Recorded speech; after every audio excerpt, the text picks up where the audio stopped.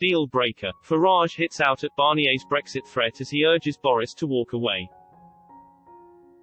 Nigel Farage has urged Boris Johnson to finally walk away from post-Brexit trade talks after Michel Barnier demanded that Brussels must have the right to retaliate if the UK stops EU fishermen from accessing British waters.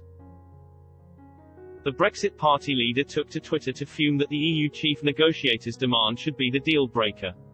He added, "After years of being allowed to take advantage of our fish stocks, Barnier now threatens us." Mr. Farage's tweet comes after Mr. Barnier called for fishing rights to be linked to trade in the deal between Britain and Brussels. The EU chief negotiator insisted it was unacceptable that the UK could block access to its waters but keep the benefits of a trade agreement with the bloc. Mr. Barnier told the European Parliament, "The European Union also has to maintain its sovereign right to react or to compensate by adjusting the conditions for products, and especially fisheries products, to the single market. And that is where we come up against one of the main hurdles of the negotiations at the moment, fisheries being part and parcel of the economic partnership. Fishing has proved one of the biggest obstacles to a post-Brexit trade deal, along with the so-called level playing field aimed at preventing unfair competition."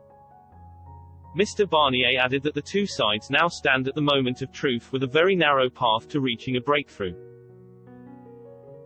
He said, "We have very little time remaining, just a few hours, to work through these negotiations in useful fashion if we want this agreement to enter into force on January 1st. There is a chance of getting an agreement, but the path to such an agreement is very narrow."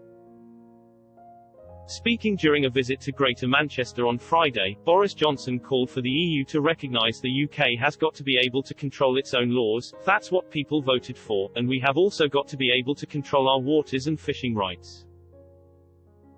The Prime Minister added, "No sensible government is going to agree to a treaty that doesn't have those two basic things in it as well as everything else.